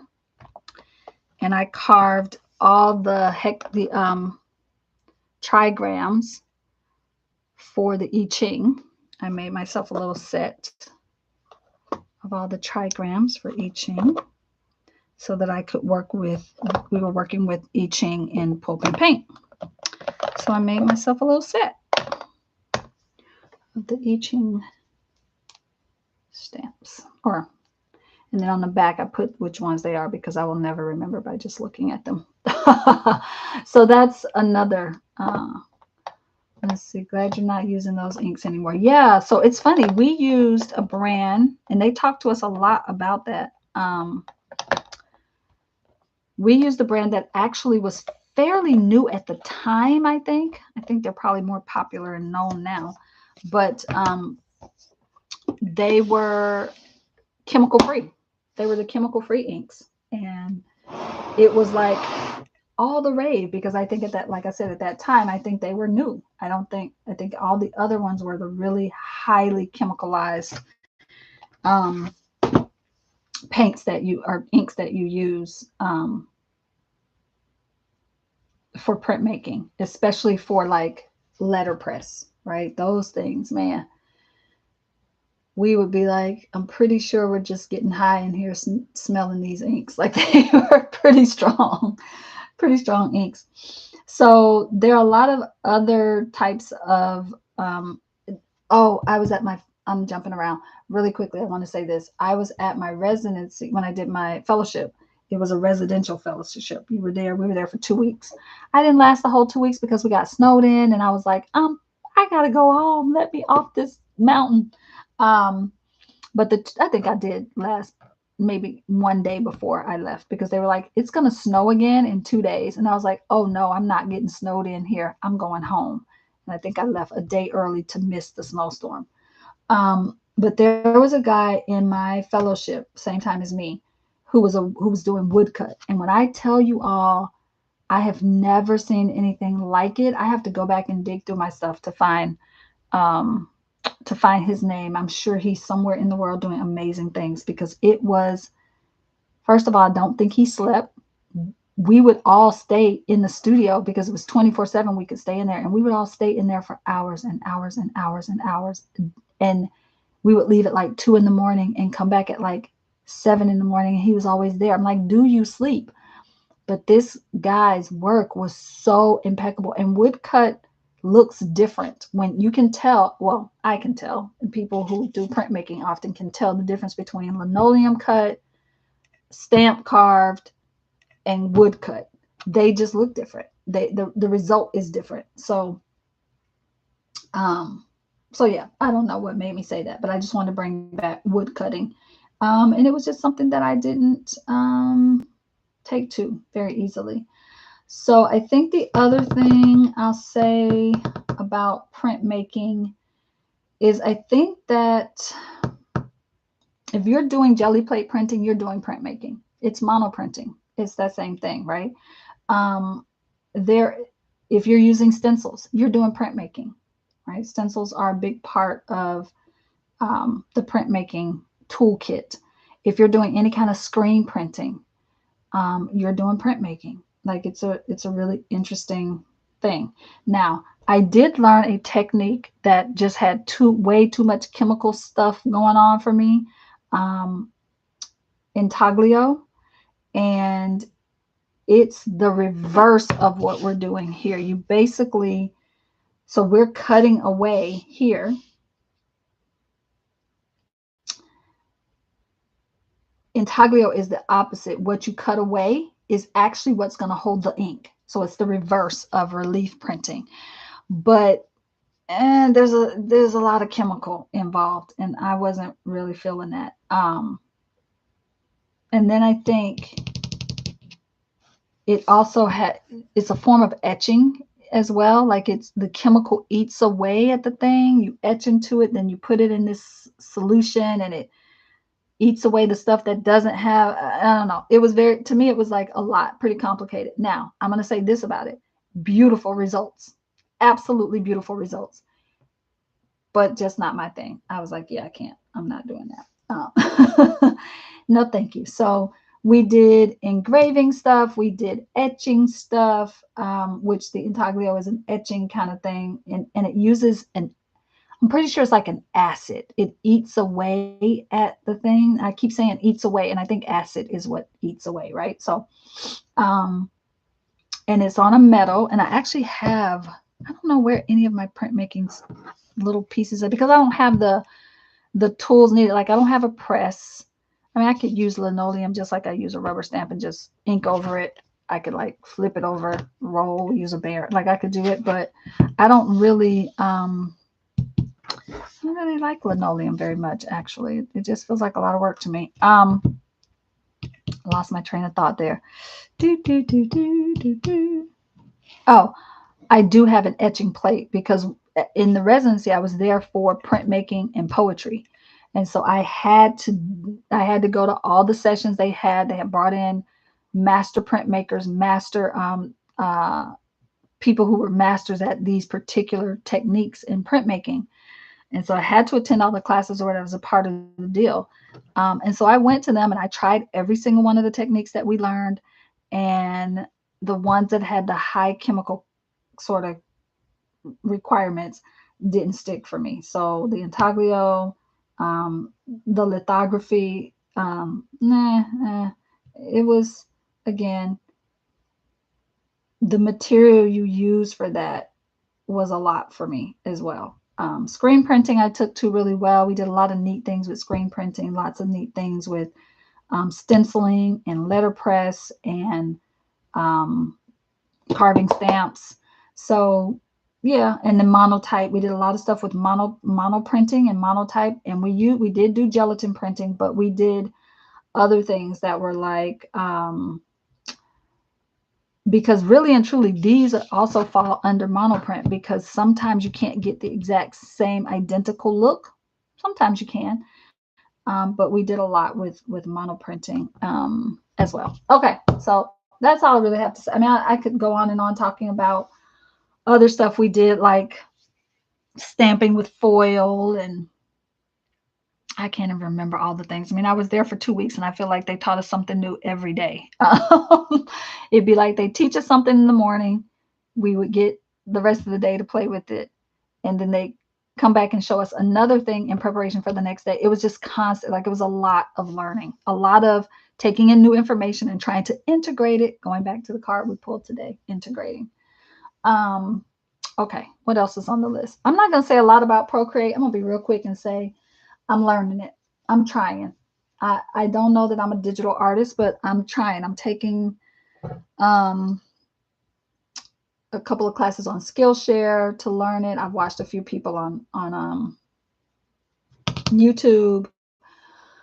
I think it's a mindset shift. It's not a skill thing. It's a mindset shift. And I have not yet shifted my mind that I can draw things digitally and render things digitally. I'm still working on it. So right now, the thing that I'm enjoying doing the most is um, making mandalas on Procreate, and I'm enjoying lettering on Procreate.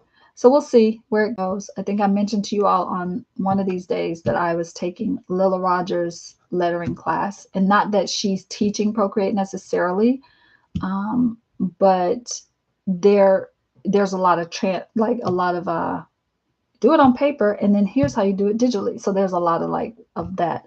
And so I'm getting my feet wet in Procreate. I don't know how I feel yet. I'm not sold on it 100%, but we'll see. I'm gonna take it for a spin. I've been trying to learn it for, I want to say, a year, but not consistently.